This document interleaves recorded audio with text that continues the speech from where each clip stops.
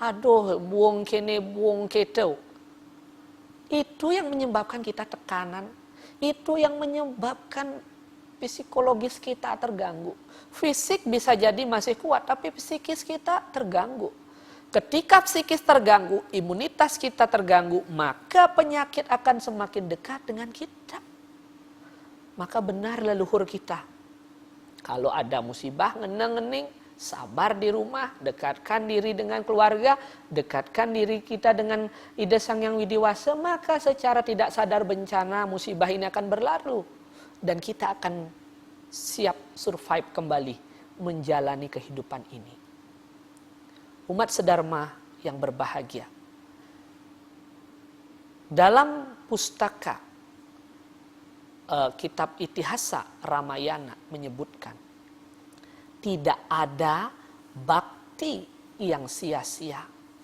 Sekalipun kita dalam kondisi yang sangat mencekam, sangat berbahaya, rasanya sampai sudah tidak bisa kita ini berkutik, tapi bakti ini akan menjadi senjata ampuh sebagai pelindung kehidupan. Rumakseng hurip, pelindung kehidupan ini. Contoh umat sedharma yang berbahagia, saya ambilkan kisah dalam Ramayana, yaitu tatkala Dewi Sita diculik oleh Rahwana. Apa yang terjadi? Dewi Sita yang merasa dirinya lemah, tidak bisa berkutik karena dia tangkap oleh raksasa, raja raksasa Rahwana, dasa muka yang penuh angkara dan terkenal sangat sakti itu. Dewi Sita sudah pasrah. Tetapi di balik kepasrahannya itu, Dewi Sita tidak menyerah. Kenapa? Karena dia selalu mengingat Rama, Rama, Rama, Rama, Rama. Rama dalam cerita memang adalah suami daripada Dewi Sita. Tetapi Rama di sini adalah awatara Tuhan. Awatara Sri Wisnu. Awatara Ide Sang Yang Widiwasa yang menjelma. Mangjalma ring maya pada. Menjelma di dunia ini. Rama artinya selamat. Ya Tuhan selamatkan saya, ya Tuhan selamatkan saya. Bahkan Rahwana sampai berkata, hai Sita, untuk apa kamu manggil-manggil Rama? Rama itu jauh di sana, di Ayodhya, ini sudah di Alengka. Jangan pikirkan Rama. Terus Sita mau Rama, Rama, Rama, Rama. Akhirnya Sita didekati oleh Rahwana. Wah, Rama, Rama, Rama. Rahwana tidak berhasil menyentuh Sita. Bahkan sampai Sita mengambil sebuah rumput. Hei Rahwana, kalau kamu berani menyentuhku, maka kamu tidak akan selamat. Dan maka kamu akan tidak mendapatkan kesejahteraan di dunia ini. Jangan sampai kau melewati rumput ini. Wah, Rahwana takut. Karena saat itu Sita selalu mengucapkan Rama, Rama, Rama. Dan apa yang terjadi? Pada akhirnya Sita berhasil diselamatkan oleh Sri Rama. Kisah sederhana itu menunjukkan bahwa kalau kita di tengah musibah, di tengah wabah ini selalu mengingat Tuhan, selalu memasrahkan diri kita kepada Tuhan, dan selalu berupaya tentunya untuk bertahan di tengah kegalauan, keguncangan kehidupan ini, maka Tuhan tidak pernah tinggal diam dan tidak akan pernah membiarkan kita terus berada di masa berbahaya ini. Ibarat roda, dia selalu berputar di bawah, ke atas, kemudian di bawah. Begitu juga siklus reta ini. Ada masa sulit, ada masa baik, masa puncak kejayaan, dan terus demikian. Itu adalah siklus yang tidak bisa kita tolak, tidak bisa kita hindari. Pemirsa Bali TV, dari pemikiran-pemikiran saya tadi itu, dari fenomena-fenomena yang saya sampaikan tadi itu, maka marilah kita bersama menyadari diri kita ini untuk terus melakukan sembah bakti, beribadah dengan tulus di rumah kita masing-masing di tengah kondisi musibah dan wabah ini. Jangan menyerah, karena ini semua akan segera berakhir. Jangan takut, karena Tuhan tidak akan jauh dari kita. Dan Tuhan tidak akan memberikan sesuatu yang sulit bagi umatnya. Karena apa? Semua kembali pada karma kita. Karma wasana kita inilah yang menyebabkan kita bertemu atau menjumpai kondisi saat ini. Ketika kita mengalami musibah, jangan ujuk-ujuk kita, wah Tuhan ini tidak sayang sama kita. Padahal pejati sudah saya aturkan, odalan sudah saya aturkan. Kemana ini semua bakti saya ini? Wah dana punya sudah ini sudah. Kemana ini masih saja dunia ini penuh musibah. Wah keliru itu saudara. Umat sedharma jangan kita menyalahkan Tuhan. Karena apa? Satu adalah reta tadi. Yang kedua adalah karena karma kita. Kita tidak sadar sudah berapa kebaikan Tuhan yang diberikan kepada kita. Sudah berapa anugerah yang diberikan Tuhan kepada kita.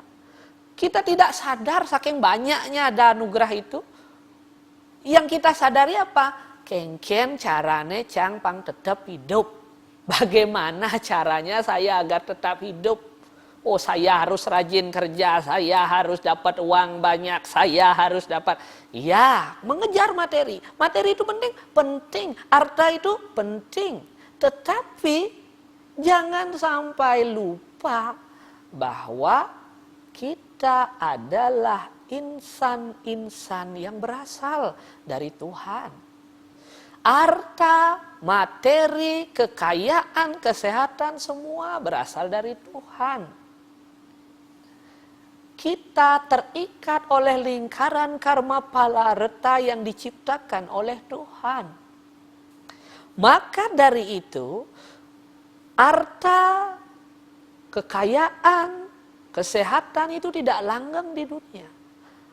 Karena tidak langgeng itulah kita berupaya agar kita dapat menggunakan itu dengan sebaik-baiknya. Bagaimana caranya agar harta, kesehatan, kekayaan, kedudukan, kekuasaan agar bisa tetap kita harmoniskan dan agar kita dapatkan dalam kehidupan ini? Tidak lain caranya adalah dengan bakti ini. Ketika kita bakti kepada Tuhan, maka kita menyadari semua yang kita terima ini adalah anugerah Tuhan. Sami sangkaning ware nugrahan yang widi. Semua adalah berkat anugerah ide Sang Yang Widi Wase. Sehingga kita tidak sombong, sehingga kita tidak takabur, sehingga kita tidak merasa diri kita hebat dan paling segalanya. Sama seperti Rahwana tadi. Merasa dirinya kuat, bali. Merasa dirinya punya kekuasaan. Merasa dirinya punya kekuatan. Bebas melakukan segala-galanya. Lupa hakikat dirinya sebagai sebuah ciptaan. Karena lupa, akhirnya ia mendapatkan kehancuran. Maka dari itu, agar kita tidak mendapatkan kehancuran, agar kita tidak mendapat kemalangan yang bertubi-tubi, kita harus sadari. Kita harus kembali pada jati diri kita, kembali pada hakikat kehidupan kita dengan cara bakti atau beribadah ini. Pemirsa Bali TV yang berbahagia, bagaimana cara kita beribadah? Bagaimana cara kita berbakti? Nah, dalam pustaka Bhagavad Gita disebutkan ada 4 orang yang memuja Ida Sang Hyang Widi. Ada 4 orang, 4 golongan. Yang pertama adalah Artha. Dia yang mengejar kekayaan. Contoh, kita semua. Ratu Betara, pang wenten niki tiang poleh kemertan, pang poleh ya niki usaha tiang lancar, pang lancar ya dagangan ti tiang niki. Kan ngenten Artha. Yang kedua adalah Jijnasur, orang yang mencari kemasyuran atau kekuasaan. Contoh, pada kesempatan lalu, pada masa pilkada, banyak yang calon-calon wakil rakyat kita, menuju pura-pura, melakukan dano punya dan lain sebagainya. Ya, sekalipun itu dasar, tidak semuanya demi mencari kekuasaan, tetapi ada sedikit, pasti ada di dalamnya ingin mendapatkan keberhasilan. Ada motif agar ada keberhasilan, berhasil menduduki sebuah kedudukan tertentu, jabatan tertentu. Bhagavad Gita menyebutkan demikian. Yang ketiga, orang yang mengejar ilmu pengetahuan. Jenanin. Orang yang mengejar ilmu pengetahuan ini akan terus memuja Tuhan supaya dirinya banyak mendapatkan ilmu pengetahuan. Termasuk para siswa. Nah, coba kita lihat. Ini saya melakukan survei kecil. Karena saya juga seorang pendidik.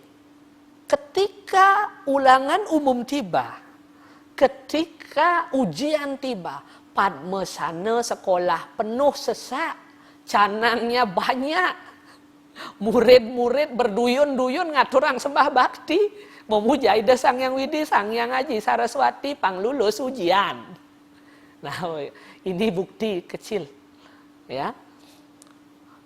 Coba pada hari biasa, belajar biasa, kadang-kadang murid kita itu jangankan ngaturang canang, ngaturang sembah saja lupa ke padmesana. Ini membuktikan bahwa memang benar ketika orang ini berkepentingan untuk mencari ilmu pengetahuan, berkepentingan untuk lulus dalam ilmu pengetahuan itu, dia mencari Tuhan. Dan yang keempat, kategori orang yang mencari Tuhan ini adalah untuk bisa bersatu dengan Ida Sang Hyang Widiwasa. Keempat ini adalah dibenarkan karena Tuhan tidak mempermasalahkan apapun motif, tujuan, silakan. Karena apa? Karena keempat ini mendasari dirinya dengan kesadaran bahwa semua yang datang dan dinikmati ini berasal dari Tuhan. Keempat golongan ini ya semua adalah dibenarkan oleh Tuhan. Tetapi untuk menjadikan bakti kita berkualitas, untuk menjadikan bakti kita ini utama, maka Bhagavad Gita menyebutkan ada 3 kategori bakti. Ada 3 kategoriannya berdasarkan kualitas. Pertama adalah satwika yatnya atau satwika bakti. Bagaimana satwika bakti ini? Bakti yang memang murni untuk Tuhan. Dia memperhatikan semua unsur-unsur yatnya. Mulai dari berdasarkan sastra, lascarya, tulus ikhlas, kemudian ada mantra gita, ada pengucapan-pengucapan mantra dan kidung-kidung suci, kemudian ada daksina, ada pemberian upakara dan juga pemberian daksina kepada sang muput. Nah, niki yang kita kenal, niki daksina dalam hal ini adalah punya kita kepada sang pemuput, resiatnya kita. Nah, niki yang keliru umat sedharma, niki dibilang sesari ya. Niki dibilang upah. Jangan, ini bukan upah. Ini bukan honor bagi sang pemuput yatnya. Daksina ini adalah kesadaran kita bahwa sang pemuput yatnya itu sangat berjasa dalam kita melakukan bakti kepada Ida Sang Hyang Widi. Maka daksina itu sangat penting. Kemudian ada yang disebut dengan nasmita. Nasmita artinya tidak pamer. Oh, kita berbakti pada Ida Sang Hyang Widi, selid sanjung aku pang tangan. Pang kaden ragu rajin. Oh, pang unyang tetangga. Wih, rajin Pak Gede membakti ya nih nah. Jangan kita berharap seperti itu. Apalagi meyatnya, yatnya yang besar. Ngangge niki napi wastanai nganti ngundang gubernur, ngundang niko pejabat. Pangkaden niki rago nak sugih. Nah, niki keliru niki. Ini yadnya atau bakti yang didasarkan untuk pamer ini tidak berkualitas. Maka bakti harus nasmita, harus ikhlas, tidak pamer. Dan terakhir adalah anasewa. Ada pemberian jamuan. Itu sebabnya kalau di Bali, di desa adat kita membuat yadnya, pasti ada orang ngapiastane ngejot. Nah, ngejot. Kemudian ada pengewales. Nah, kemudian ada makan bersama. Nah, nike adalah bagian atau upaya kita untuk mewujudkan bakti yang satwika tadi. Nah, kemudian kategori yatnya yang kedua adalah rajasika yatnya. Rajasika yatnya itu seperti apa umat sedharma? Yatnya yang didasari untuk pamer, untuk pamrih, untuk mengejar kekayaan semata, mengejar kekuasaan semata, yang penuh dengan transaksi dengan Tuhan, itu adalah rajasika yatnya. Bakti yang rajasik. Dan terakhir adalah tamasika yatnya, yaitu yatnya yang tidak didasari sastra, yang sekedar saja dilakukan, yang dilakukan tanpa mengindahkan petunjuk-petunjuk sastra, petunjuk-petunjuk orang suci, tidak didasari daksina, tidak didasari dengan mantra gita, semua sembarangan dilakukan. Nah, itu adalah tasmasika yatnya. Nah, maka dari itu sekarang bagaimana cara kita mewujudkan bakti yang satwika itu? Bagaimana caranya? Lalu bagaimana mewujudkan bakti yang satwika saat kondisi musibah ini? Bagaimana caranya? Salah satu caranya adalah melaksanakan nawa wida bakti. Niki dadane sareng sami umat sedharma, pemirsa Bali TV, nawa wida bakti sebagai cara kita beribadah yang satwika di rumah kita. Bagaimana nawa wida bakti itu? Ya, ajaran nawa wida bakti ini itu bersumber dari pustaka Bhagavata Purana. Ya, disebutkan dalam pustaka tersebut Srawanam kirtanam Wisnu Semaranam pada sewanam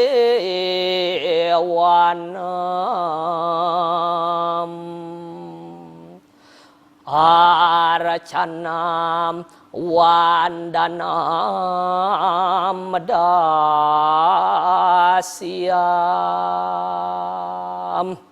Sakyam Atmani Wedanam.